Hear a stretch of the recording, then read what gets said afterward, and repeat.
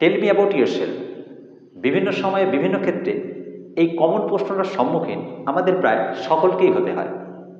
তা সে ইংলিশ ক্লাসে হোক বা নতুন স্কুল বা কলেজে হোক, অথবা নতুন জবে বা জব ইন্টারভিউর ক্ষেত্রে বা লেজার অ্যাক্টিভিটিতে, তা সে যে ক্ষেত্রেই হোক, এ ব্যাপারে যদি আমরা আগে থেকে প্রিপারেশান না নিই তাহলে আমরা নিজেদেরকে সুন্দর করে ইন্ট্রোডিউস করতে পারবো না। ইন্ট্রোডাকশান যেমন বিভিন্ন মানুষের ক্ষেত্রে বিভিন্ন হয়, আবার ক্ষেত্র বিশেষেও এটা আলাদা আলাদা হয়। যেমন ধরো স্কুল কলেজ বা নতুন জবে যেখানে ফ্রেন্ড বা কলিগদের বা টিমের মধ্যে একটা বন্ডিংয়ের প্রয়োজন, সেক্ষেত্রে যেমন রিলেশনশিপকে হাইলাইট করার প্রয়োজন আছে। আবার জব ইন্টারভিউর ক্ষেত্রে কিন্তু রিলেশনশিপের তেমন গুরুত্বপূর্ণ ভূমিকা নেই, বরং সেখানে পাস্ট অ্যাচিভমেন্ট বা পাস্ট এক্সপিরিয়েন্স বা কোনো অ্যাওয়ার্ড, এগুলোকে হাইলাইট করার প্রয়োজন হয়। আবার জব ইন্টারভিউতে সিভিতে যা লেখা, সেই লেখাগুলোকে নতুন করে ইন্ট্রোডাকশানে রিপিট করারও প্রয়োজন নেই। তা সে যাই হোক, আমি এখন তোমাদের দেখাবো কোন কোন পয়েন্ট টাচ করে আমরা একটা সুন্দর সেলফ ইন্ট্রোডাকশান প্রস্তুত করতে পারি এবং সেই সব পয়েন্টে কোন কোন সেন্টেন্স আমরা লিখব তাও আমি দেখাবো যে একটা স্যাম্পল ইন্ট্রোডাকশান কেমন হয়, আর দেখাবো কিভাবে আমরা এটাকে প্র্যাকটিস করব। আমি এখানে 9টা পয়েন্ট লিখেছি। এই 9টা পয়েন্টের সাহায্যে আমরা যে কোনো পরিবেশেই আমাদের সেলফ ইন্ট্রোডাকশান দিতে বলা হোক, আমরা অনায়াসে সেই সেলফ ইন্ট্রোডাকশান দিতে পারবো। সেই পয়েন্টগুলো দেখো: 1 number greeting, 2 number your name, 3 number location, 4 number position and company, 5 number qualification, 6 number experience, 7 number family, 8 number hobbies and 9 number age.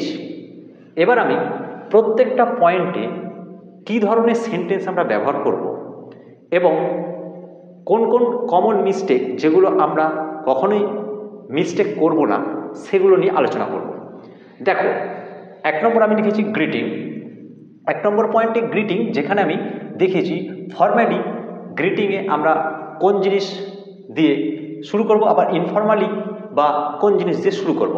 দেখো, যেমন হ্যালো বা good morning, hello, good morning. দিনের ক্ষেত্রে গুড মর্নিং, আর রাতের ক্ষেত্রে গুড ইভিনিং। দেখো, রাত্রি 10টা বাজলেও আমরা কিন্তু গুড ইভিনিংই বলবো, ওকে। বা ধরো বিকাল, তখন গুড আফটারনুন, ওকে। তবে গুড ডে কখনোই নয়, কারণ এটা ওল্ড ফ্যাশন ইংলিশ, ওকে, এটা বলবো না। গুড নাইট এটাও বলবো না, কারণ এটা সেন্ড অফ বা বাই এই জাতীয় বোঝায়, অর্থাৎ বিদায় সম্ভাষণ। তো সুতরাং গুড নাইট কখনো নয়, ওকে। এটা গেল ফর্মালি। ইনফর্মালি আমরা হাই, হ্যালো এগুলো বলবো। দেখো, হ্যালো ফর্মাল এবং ইনফর্মাল উভয় ক্ষেত্রেই আমরা ব্যবহার করতে পারি, খুব ভালো ইংরেজি। হাইও খুব ভালো ইংরেজি, আমরা হেও বলতে পারি, তবে হের থেকেও হাই কিন্তু অনেক বেশি ভালো ইংরেজি, ওকে। এটা গেল গ্রিটিং। এবারে নেম। দেখো, নাম আমরা কিভাবে বলবো? আমি এখানে আই অ্যাম অনুপ লিখেছি, জাস্ট এই জায়গায় তুমি তোমার নাম বলবে। তা আই অ্যাম অনুপ, বা কন্ট্যাক্টেড ফর্মে বলতে পারো আই অ্যাম অনুপ, ওকে। বা আই অ্যাম অনুপ সাঁতরা, অর্থাৎ ফুল নেম, এটাও কিন্তু খুব ফর্মাল, ওকে, বলতে পারো। ধরো তুমি যে ব্যক্তি বা যারা তোমাকে সেলফ ইন্ট্রোডাকশনের কথা বলছে, বা তুমি যাদের কাছে সেলফ ইন্ট্রোডাকশন দিচ্ছ, তারা যদি তোমার সামনে না থাকে, অর্থাৎ ধরো ফোনে, ওভার ফোনে তাহলে তুমি তাদের দেখতে পাচ্ছ না, সেক্ষেত্রে মাই নেম ইজ অমুক বা মাই নেমস অমুক এটা বলতে পারো। ওকে, আবার ধরো যেখানে অনেক লোক তোমার সামনে আছে, যেমন ধরো অডিটোরিয়ামের ক্ষেত্রে, সেক্ষেত্রে তুমি বলবে দিস ইজ অমুক বা হাই দিস ইজ অমুক। ওকে, এবারে আমরা এক্ষেত্রে যে মিস্টেকগুলো করতে পারি, সাধারণত কমন মিস্টেক যেগুলো দেখা যায় আমি সেগুলো বলি। দেখো, মাই গুড নেম ইজ অনুপ কখনোই বলবো না, কারণ গুড নেম বলে কিছু হয় না। নেম ভালো নাম এরকম কিছু হয় না, আমার ভালো নাম হয় অনুপ এরকম হয় না। বা মাইসেলফ অনুপ বা মাইসেলফ অনুপ সাতটা না, আই এম মিস্টার অনুপ, এই মিস্টার মিস এসব চলবে না। ওকে, তাহলে কখনোই এগুলো আমরা বলবো না। আর জব ইন্টারভিউর ক্ষেত্রে অনেক সময় বলা হয় Anup please tell me about yourself. এই তোমার নামটা যদি ইন্টারভিউয়ার বলে দেয় তাহলে আমার মনে হয় তোমার আর নিজের নামটা নতুন করে রিপিট করার প্রয়োজন নেই। 3 নম্বর লোকেশান। দেখো, এক্ষেত্রে যদি তুমি এক জায়গা থেকে অন্য জায়গায় গিয়ে সেলফ ইন্ট্রোডাকশনটা দাও, সেক্ষেত্রে আই অ্যাম ফ্রম ঝিগিরা বা আই কাম ফ্রম ঝিগড়া। ওকে, মানে প্লেসটার নাম তুমি এখানে লিখছো। এবারে তুমি যদি অন্য কোনো দেশে গিয়ে ইন্টারভিউটা দাও, অন্য কোনো দেশে গিয়ে তোমার ইন্ট্রোডাকশনটা দিচ্ছ, সেক্ষেত্রে আই অ্যাম ইন্ডিয়ান জাতীয়তা বললে, বা I was born and raise in India. Okay, বা I was born in India but raised in Dhaka. ধরো তুমি জন্মেছো ইন্ডিয়ায় কিন্তু ঢাকায় বড় হয়েছো, সেক্ষেত্রে এভাবে বলতে পারো।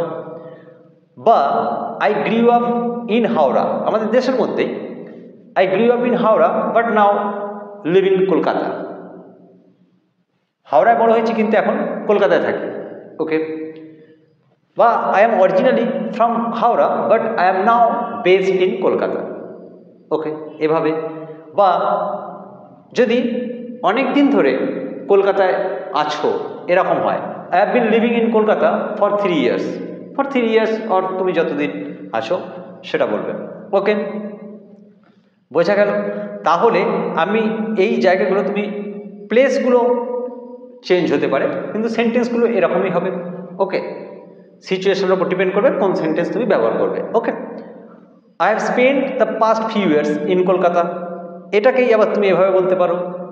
ওকে, এরপর 4 নম্বর পজিশন অ্যান্ড কোম্পানি। দেখো, এক্ষেত্রে আমরা আই ওয়ার্ক অ্যাট, তারপর কোম্পানির নাম, ইন দ্য, এবারে ডিপার্টমেন্টের নাম। যেমন আই ওয়ার্ক অ্যাট, অ্যাটের পরিবর্তে ফরও বসাতে পারো, কিন্তু ইন কখনোই নয়। বোঝা গেল? এক্ষেত্রে ইন বসবে না। তাহলে আই ওয়ার্ক অ্যাট বা I work for YouTube in the marketing department. বোঝা গেল? এভাবে, অর্থাৎ কোম্পানির নাম তারপর ডিপার্টমেন্ট, এই যে অমুক department, sales department, marketing department. Okay, এরকমভাবে বলতে পারো। এবারে এরকমও বলতে পারো যে এখানে পজিশন দেন অ্যাট কোম্পানির নাম, মানে ধরো I am a manager at Sleepwell. Okay, এরকম কোম্পানির একটা নাম বললে তুমি যে কোম্পানির কথা বলছো, আর সেই কোম্পানি যদি তুমি ম্যানেজারের পজিশনে থাকো তাহলে manager. Okay, I work in, এবার যদি কোনো জেনারেল এরিয়া তুমি কাজটা করো, যেমন ধরো সেলস, তাহলে I work in sales. Okay, বা যদি কোনো স্পেসিফিক পজিশনে থাকো সেক্ষেত্রে I work as a, specific পজিশনটা বলে দিলেন, an accountant, I work as an accountant, বা I work as a deputy manager. Clear? যদি কোনো স্পেসিফিক পজিশন হয়। ওকে, এরপর আসি কোয়ালিফিকেশান। দেখো, কোয়ালিফিকেশানের ক্ষেত্রে ধরো যারা ফ্রেশার, মানে গ্র্যাজুয়েট এখনো কমপ্লিট হয়নি, এরকম যদি সিচুয়েশান হয় তাহলে I am about to graduate. Okay, যদি গ্র্যাজুয়েট কমপ্লিট হয়ে যায় গ্র্যাজুয়েশান, তাহলে আই এম এবারে কোন কি গ্র্যাজুয়েট সাবজেক্টটা, তারপর graduate, I am a commerce graduate, বা I am a marketing graduate.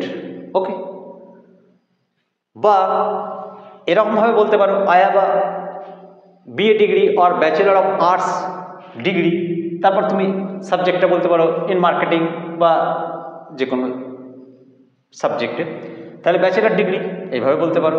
বা যদি পোস্ট গ্র্যাজুয়েট হও তাহলে আই এম বা আই এম এ বায়োলজি, যে সাবজেক্ট আমি একটা লিখেছি পোস্ট গ্র্যাজুয়েট।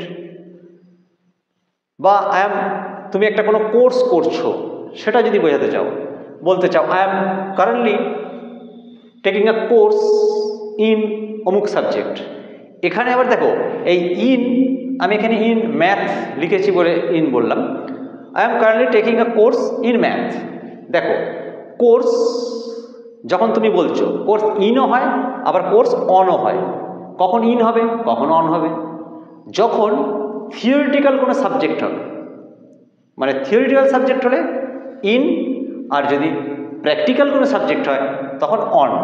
যেমন কোর্স ইন ম্যাথ, আর প্র্যাকটিক্যাল জুয়েলারি মেকিং, গয়না তৈরি, সেক্ষেত্রে কোর্স অন জুয়েলারি মেকিং।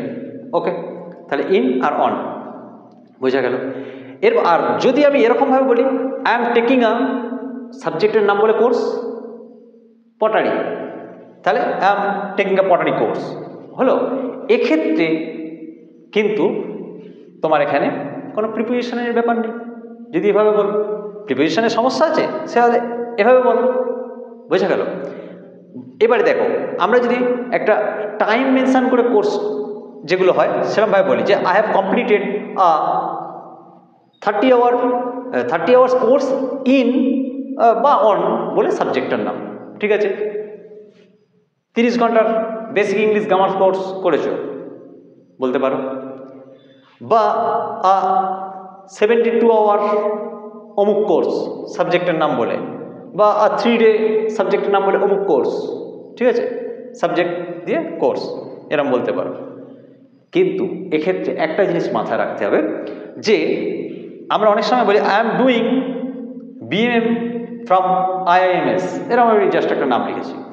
তা যাই হোক, আই এম ডুইং একদম রাইট ইংরেজি, কোনো সমস্যা নেই। কিন্তু সমস্যাটা কোথায় দেখো, এই যে BMM কোর্সের নাম, সে যত পরিচিতই হোক, যাদেরকে তুমি বলছো যারা তোমার সামনে আছে, তারা কিন্তু সবাই জানতে হবে এরকম ব্যাপার নেই, অর্থাৎ তারা সবাই জানে এরকম নয়। কোর্সের নাম বা ইনস্টিটিউশনের নাম, সে যত বড় ইনস্টিটিউশন হোক, সবসময় সেই নামগুলো শর্ট ফর্ম নয়, ফুল ফর্মে বলতে হবে। আর দেখো জব ইন্টারভিউর ক্ষেত্রে স্কিল, কোয়ালিফিকেশান এগুলো নিয়ে বেশি কিছু বলবে না, সংক্ষেপে ওই ধরো জাস্ট একটা বাক্যে বিষয়টা বলার চেষ্টা করবে, পুরো বিষয়টা। কারণ তুমি তো সিভিতে সব লিখেই দিয়েছো, সুতরাং ওটা নিয়ে বেশি বলার কোনো প্রয়োজন নেই। Okay. 6 number experience. I have number years of experience in the occupation field at XYZ company. এই সব জায়গাগুলো শুধু নাম্বার মানে কত বছরের, জীবিকাটা কি এবং কোম্পানির নাম বসাও, তাহলেই সেন্টেন্সটা ফুলফিল হয়ে যাচ্ছে। বা এরকম বলতে পারো আই হ্যাভ নাম্বার মানে I have 10 years of sales experience, খুব সহজ। বা I have worked in accounting, ওই যে বললাম কোন অকুপেশানে আছো, তাহলে অ্যাকাউন্টিং ফর 3 ইয়ার্স, এভাবে আমরা বলতে পারি এক্সপিরিয়েন্স। Number 7 family. দেখো ফ্যামিলি, এটা মাথায় রেখো, এটা কিন্তু ফর্মাল সেলফ ইন্ট্রোডাকশানে এর কোনো কাজ নেই, এটা কোনো গুরুত্ব, মানে এর কোনো গুরুত্ব নেই। কিন্তু ইনফর্মাল সিচুয়েশানে এটার একটা গুরুত্ব আছে।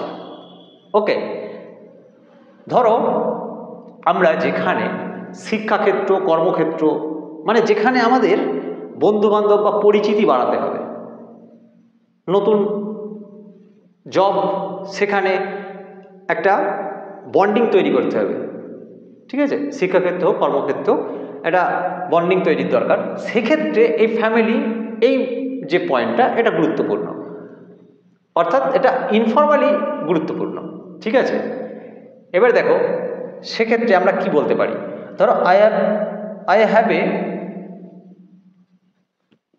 এ বলতে পারি I have a brother or I have a sister, বা I have two brothers or I have a brother and a sister, এরকম বলতে পারি।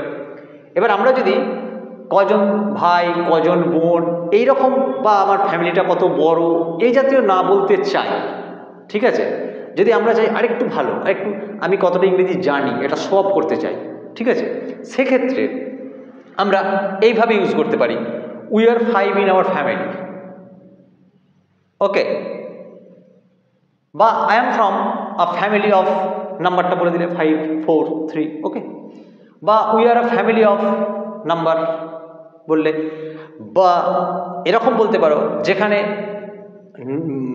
মানে I am one of 4 siblings, মানে 4 জন ভাই বোনের আমি একজন, এরকম আর কি, এরকম বলতে পারো, সিবলিংস কথাটা ইউজ করতে পারো। বা আই অ্যাম ওয়ান অফ 4, ঠিক আছে, যেখানে আমরা কতজন ভাই, কতজন বোন এরকম আলাদা আলাদা না বলতে চাই আর কি, সেক্ষেত্রে আই অ্যাম ওয়ান অফ 4, ঠিক আছে, বা I am one of 4 siblings, বা এরকমও হয় যে যদি তুমি অনলি চাইল্ড হও তাহলে বলবে আই অ্যাম অনলি চাইল্ড, ওকে, বোঝা গেল ফ্যামিলি। 8 নম্বর হচ্ছে হবি।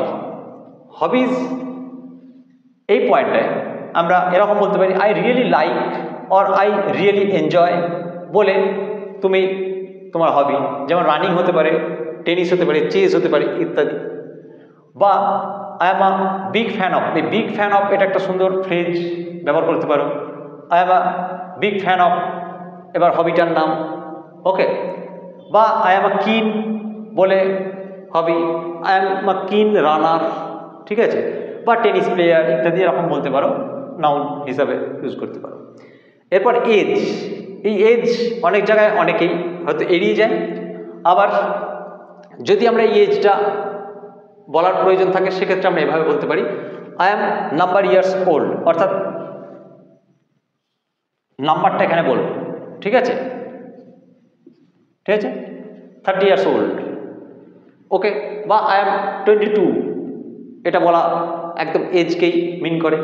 বা আই এম ইন মাই, এভাবে বলতে পারি I am in my early বা মিড বা লেট বলে ডিকেডটা, মানে I am in my early 20s বা আর্লি 30s বা mid 30s, mid 20s, late 20s, okay, early mid late, তারপর ডিকেডটা বসিয়ে দিতে পারি। বা টিন কথাটাও আমি ইউজ করতে পারি।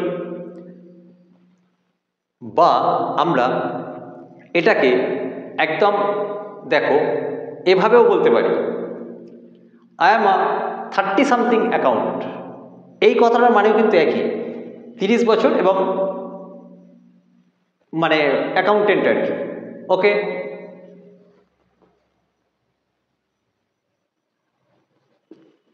ওকে, আমার 30 সামথিং অ্যাকাউন্ট, ওকে, এভাবেও আমরা বলতে পারি, ঠিক আছে। এবারে আমরা একটা স্যাম্পল সেলফ ইন্ট্রোডাকশন কেমন হয় তা দেখব, ওকে।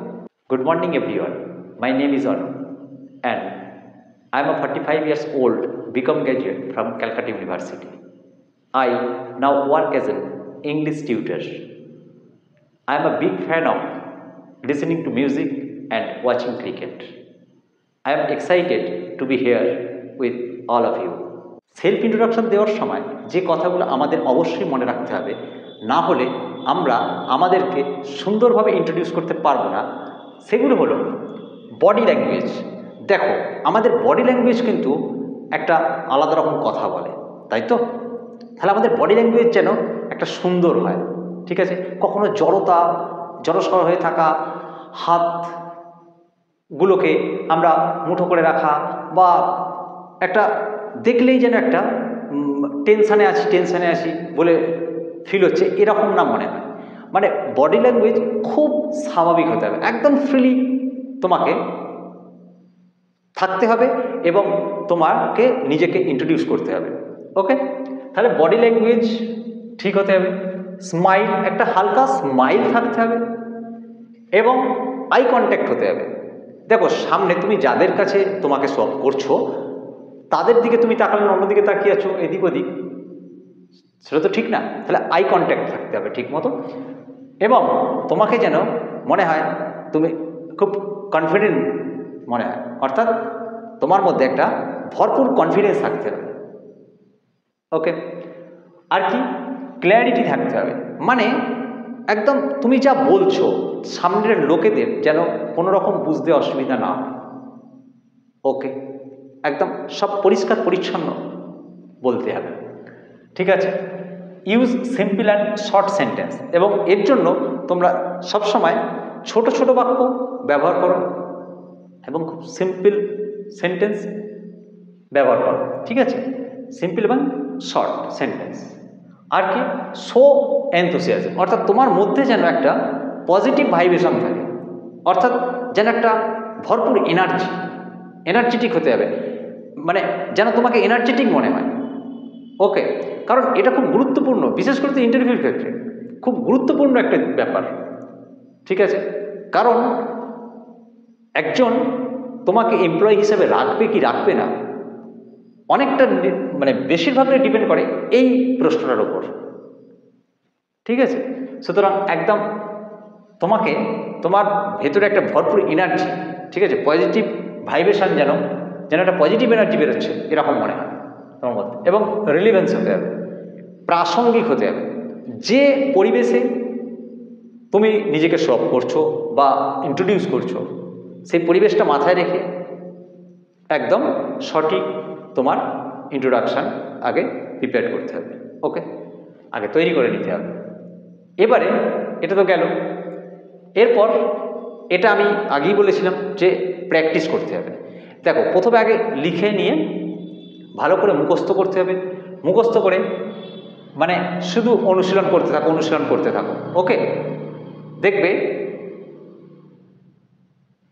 একটা সময় আসবে যে সময় তোমার মধ্যে একটা কনফিডেন্স যাবে এবং তুমি তোমার পরিচিতদের কাছে তাদের কাছে জিনিসটাকে প্রেজেন্ট করো, তাদের কাছ থেকে ফিডব্যাক নাও যে তোমার প্রেজেন্টেশন ঠিক আছে কিনা। ওকে, তারা নিশ্চয়ই তোমাকে আন্তরিকভাবে হেল্প করবে।